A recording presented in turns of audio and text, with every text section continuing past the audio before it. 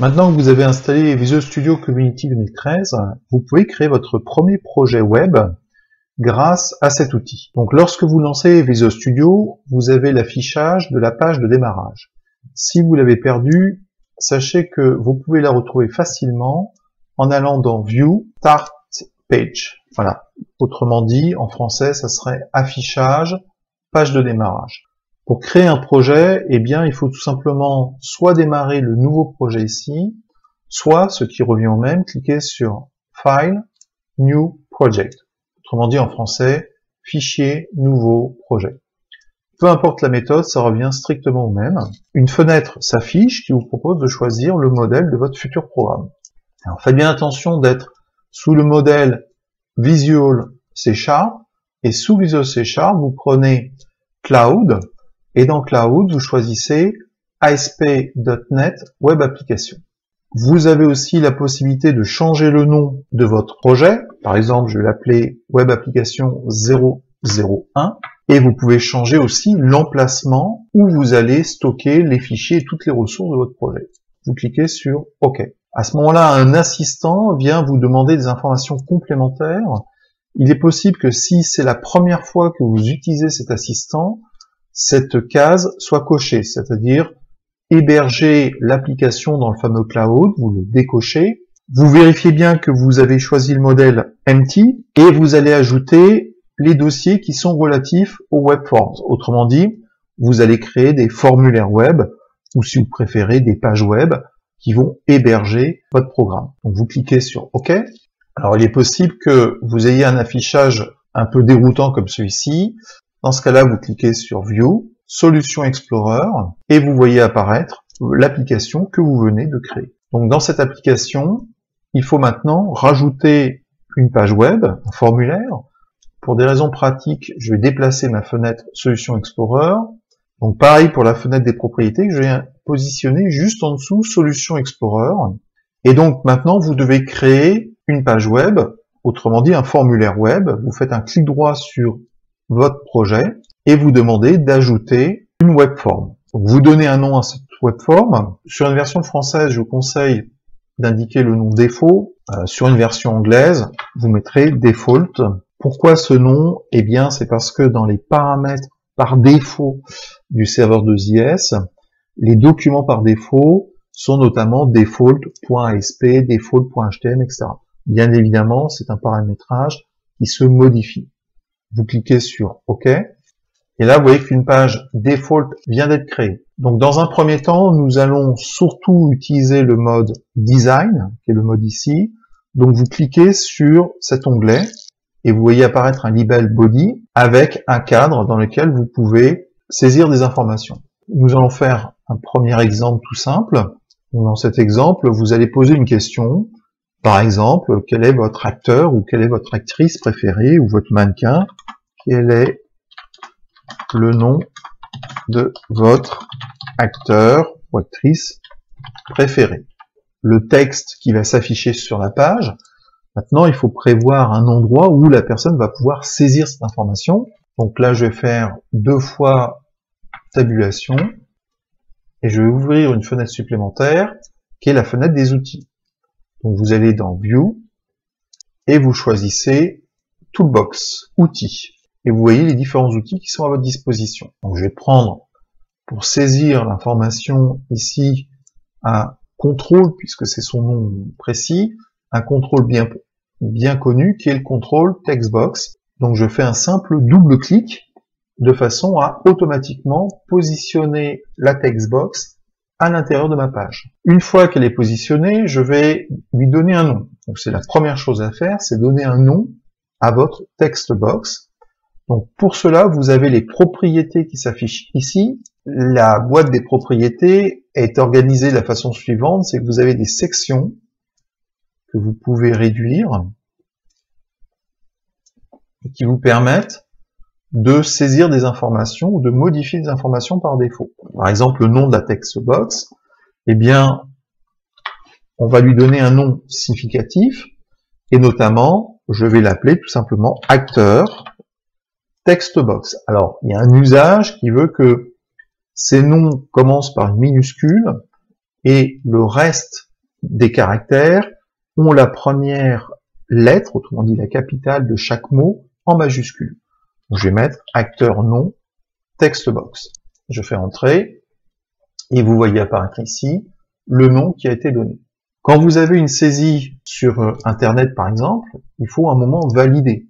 Donc, pour valider, il faut introduire la notion de bouton de validation. Vous faites 2 fois entrée, entrée, et vous allez sélectionner toujours dans la boîte à outils, la toolbox, cette fois-ci un bouton. Donc, vous remontez, vous trouvez button, vous double-cliquez dessus, et vous avez le bouton qui apparaît. Donc là aussi, première chose à faire, c'est de changer le nom du bouton et lui donner un nom significatif. Donc on va dire que c'est le bouton de validation.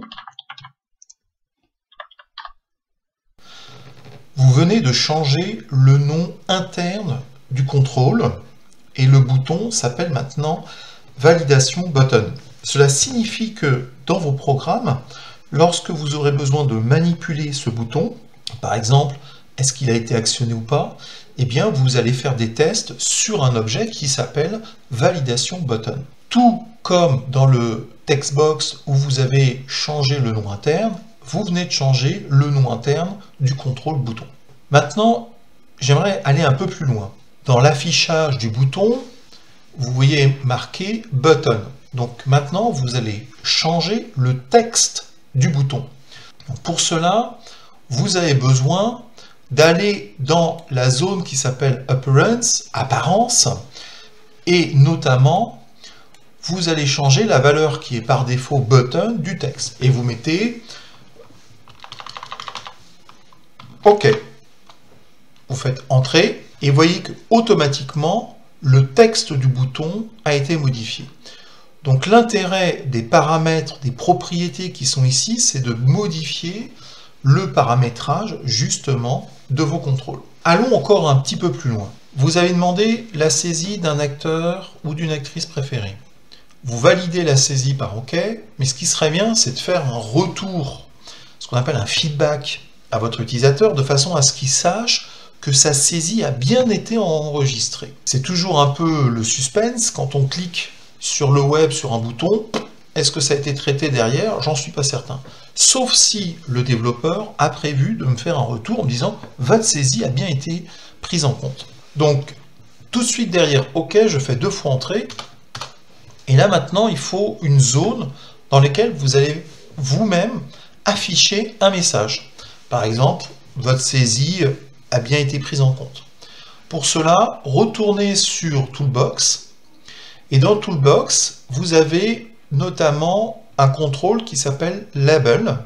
Donc vous double-cliquez dessus. Voilà. Vous voyez apparaître Label dans votre page. Donc changez le nom de Label et vous allez dire que c'est une zone qui va permettre de faire un retour. Donc je l'appelle Retour Label. Lorsque l'utilisateur va ouvrir la page, si je ne fais rien, il voit quel est le nom de votre acteur préféré, le bouton OK et en dessous quelque chose qui s'appelle Label. Ça ne veut rien dire pour lui. Donc vous allez tout simplement enlever le texte label pour que, au moment où la page s'ouvre la première fois, au moment où elle s'initialise, eh bien ce contenu n'apparaisse pas. Et l'utilisateur ne saura même pas d'ailleurs que la zone existe. Le gros intérêt, c'est que maintenant vous avez une zone dans laquelle vous pouvez renvoyer des informations. La partie design est terminée pour l'instant, donc vous pouvez déjà fermer tout ce qui est lié à la toolbox. Donc la boîte à outils, vous n'en avez plus besoin. Maintenant, vous allez rentrer dans une phase de programmation et vous allez effectivement rentrer un petit peu de code C#. Pour cela, vous double-cliquez sur le bouton OK et le simple fait d'avoir double-cliqué a créé la page C# qui est associée à ma page default.spx et d'autre part, vous voyez qu'une méthode a été créée automatiquement et le curseur a été positionné exactement à l'endroit où il faut pour saisir le code lié au bouton. Si pour l'instant tout n'est pas encore clair, c'est tout à fait normal. Les choses vont s'éclaircir au fur et à mesure, ne vous inquiétez pas. Ce qui est important en revanche, c'est de bien vérifier votre saisie quand vous faites l'exercice chez vous. En effet, la moindre erreur, et vous le savez bien, la moindre erreur de saisie va faire que le programme ne va pas fonctionner. Donc vérifiez bien que vous êtes au niveau de votre méthode validation button underscore click entre les deux parenthèses. Et maintenant, je vais saisir du code qui va tout simplement récupérer l'information qui est saisie dans ce contrôle, qui est un contrôle serveur, puisque c'est le contrôle text box, et je vais récupérer cette information en créant une variable de type string, acteur nom égale, et c'est là où je récupère dans acteur nom la valeur de la text box qui se trouve ici, qui sera saisie. Donc je vais pouvoir saisir. Donc je retrouve bien acteur nom text box, et vous voyez bien l'importance de saisir et de mettre des noms significatifs. Je récupère le texte. Une fois que j'ai récupéré donc dans acteur nom, il faut maintenant que je puisse alimenter l'autre contrôle serveur qui est celui-ci, retour label, qui va contenir le message que je veux afficher. Donc pour cela, je crée une variable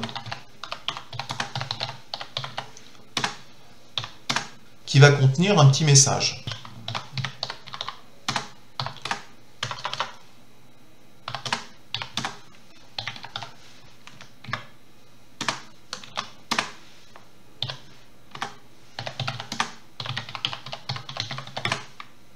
Et c'est ce message-là que je vais renvoyer dans mon label qui s'appelle retour label, l'information.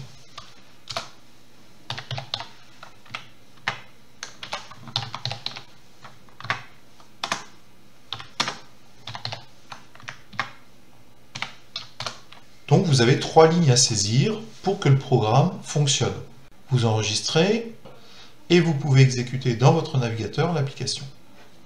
Donc qu'est-ce qui vient de se passer? Eh bien Visual Studio a attaché le programme que vous venez de développer, votre application, au navigateur Internet Explorer et a lancé l'application de façon à ce que vous puissiez le tester. Donc, vous saisissez le nom de votre acteur ou actrice préféré, ou mannequin, enfin, peu importe, voilà, et vous cliquez sur le bouton OK et vous avez bien votre message qui apparaît.